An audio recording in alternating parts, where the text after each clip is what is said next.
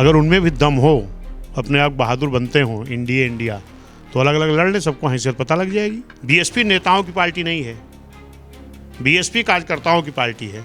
हमने अकेले दम पर बिना गठबंधन के इस देश के बड़े प्रदेश में जीत हासिल कर चुके हैं। आज जितने नेता आप पीडीए में देख रहे हो ना, उनके पीडीए का मतलब है परिवार दल अलायंस। 12 में जिसकी हैसियत 11,000, 4,000, 6,000 थी, वो 13 छोड़ 14 बना लिया सरकार। और हमारी हैसियत आज भी 25 से 1 लाख तक है। हमने तो एक और से प्रधानमंत्री कुर्सी भी गिराई है भाजपा की। सपा की है हैसियत। बसपा कितनी तैयार है 27 के चुनाव को लेकर मैदान में उतरने के लिए? 2027 के विधानसभा चुनाव को लेकर जहां सभी दल अपने अपने लिए समीकरण सेट करने लगे हैं, वहीं बसपा भी अब चुनावी तैयारियों में जुट चुकी है। हमारे साथ बातचीत करने के लिए बसपा के प्रदेश अध्यक्ष हैं।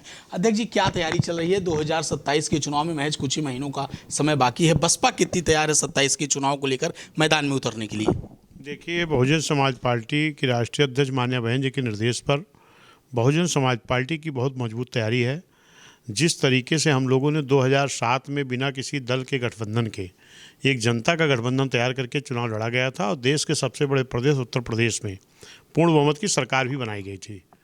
ठीक उसी फार्मूले पर मान्या बहन जी ने फिर से बूथ स्तर पर, पोलिंग स्तर पर गांव में एक जनता गठबंधन तैयार करने के लिए हम लोग जिम्मेदारी दिया है, जिसमें हमारे सभी जिम्मेदार कार्यकर्ता, पदाधिकारी सब उस काम पे लगे हैं।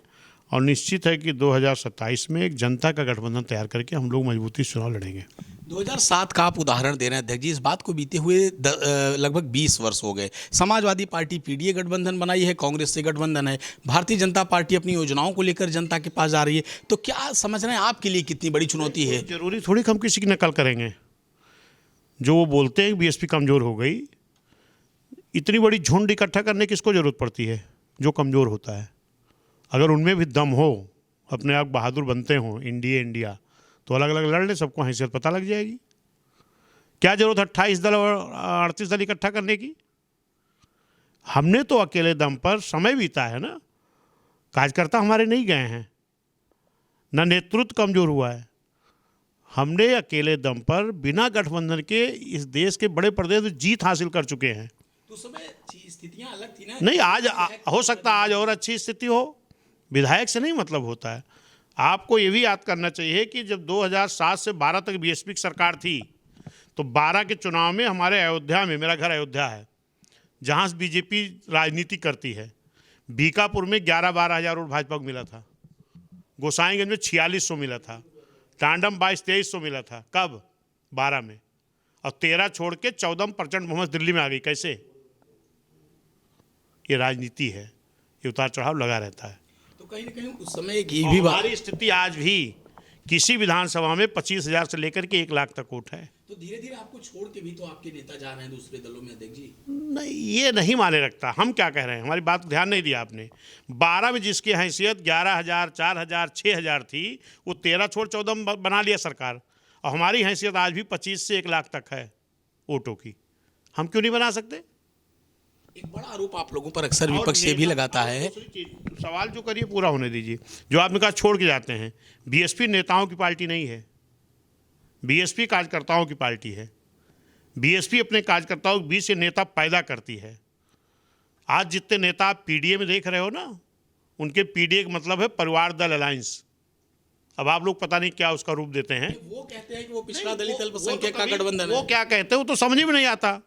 कभी पी से पिछड़ा बोलते, डी से दलित बोलते, ए से अल्पसंख्यक बोलते, ए से आधी आबादी बोलते, ए से अगड़ा बोलते हैं। बोलते कि नहीं? तो खुद क्लियर करें क्या है उनका। और मैं बोलता हूं उनके परिवार दल अलायंस है। चाचा का अलग दल था, अलायंस कर चुके हैं। अभी उनके धर्मेंद्र के बहनोई अलग हैं, अभी उनके छोटे भाई की वाइफ अलग है, भाजपा महिला को उपाध्यक्ष।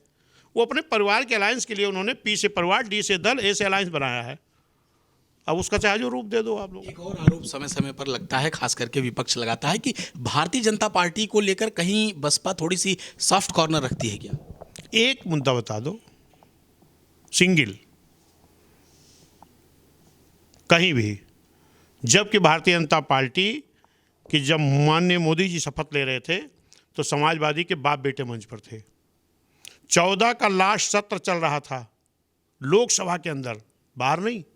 माननीय मुलायम सिंह यादव ने बोला कि मेरा आशीर्वाद है, एक बार मोदी जी को आना चाहिए। वो बी टीम नहीं दिखाई पड़ रहे हैं। बीएसपी का बताओ कहीं। जिस पार्टी का राष्ट्रीय अध्यक्ष खुद सदन के अंदर बोल रहा हो कि एक बार माननीय मोदी जी को आना चाहिए, वो भी टीम नहीं है। जिनके सगे सांसद धर्मेंद्र यादव का बहनोई करहल से भाजपा चुनाव लड़ता है, वो भी टीम नहीं है। जिनके सगे छोटे भाई की औरत भाजपा की महिला आयोग की उपाध्यक्ष है, वो भी टीम नहीं है। हम भी टीम है। हमने तो एक ओर से प्रधानमंत्री कुर्सी भी गिराई है भाजपा की। सपा की है हैसियत। एक आखिरी सवाल, 2027 के चुनावी मैदान में जाएंगे तो क्या मुद्दे रहेंगे? मुद्दा क्लियर है। उत्तर प्रदेश की आम जनता ने 7 से 12 तक माननीय बहन जी की सरकार को देखा है, 12 से 17 तक समाजवादियों को देखा है और 17 से अब तक भाजपा को। तीनों सरकार की तुलना उत्तर प्रदेश की आम जनता कर रही है। बहन जी की सरकार में एक भी दंगा नहीं हुआ। समाजवादी में 50,000 घरों को बेघर होना पड़ा था, पंडाल में रहने मजबूर हुए थे इसी मुजफ्फरनगर सहारनपुर में समाजवादी गवर्नमेंट में। भाजपा की गवर्नमेंट में भी जंगल राज कायम है। बहन जी की सरकार में चाहे जिस क्षेत्र में देखिए कानून का राज था। बहन जी की सरकार में शिक्षा के क्षेत्र में 5,000 प्राथमिक विद्यालय, high school, inter college, polytechnic, paramedical college, homeopathic college, engineering college, यहाँ तक कि मूक बधिर विद्यालय शकुंतला मिश्रा जी के नाम से विश्वविद्यालय, ये सब 6-7 महीने में किया बसपा ने, जो आज तक लोगों ने 75-76 साल में नहीं कर पाए। गन्नों के किसानों का दाम एक तरफा बसपा ने बढ़ाया, ये जनता याद कर रही है। आज क्या हो रहा?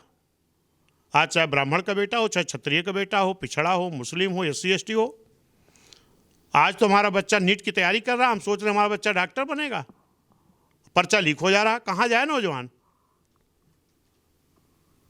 जगह निकली, फार्म भरा गया, परीक्षा देने पहुंचा, ब्राह्मण का बेटा ही फोन कर रहा, पापा क्या करें, पर्चा तो लीक हो गया, जिसको आपने वोट दे करके बनाया है उसकी सरकार, पर्चा लीक हो गया, हम कहाँ जाएं अब? तो उनका पिता भी बोल रहा, बेटा वापस आ जाओ, बाबा साहब ने जो वोट का अधिकार दिया है उसकी ताकत से आपकी वो सरकार बनाएंगे जिसकी सरकार में एक भी पर्चा नहीं लीक हुआ। वो कौन सी सरकार है? वो बीएसपी और बहन जी की सरकार है, जिसकी सरकार में एक भी पर्चा नहीं लीक हुआ, जिसकी सरकार में एक भी दंगा नहीं हुआ। और ये लोग इसीलिए 38 दल 28 दल इकट्ठा कर रहे हैं क्योंकि ये लोग अपने आप कमजोर महसूस कर रहे हैं। तो आपने देखा है हमारे साथ बसपा के प्रदेश अध्यक्ष थे जिन्होंने 2027 के चुनाव की तैयारियों को लेकर बातचीत की और तमाम सवालों के बेबाकी से जवाब दिए। फिल्मटिक्स के लिए लखनऊ से सहयोगी जितेंद्र के साथ शिवेश मिश्रा।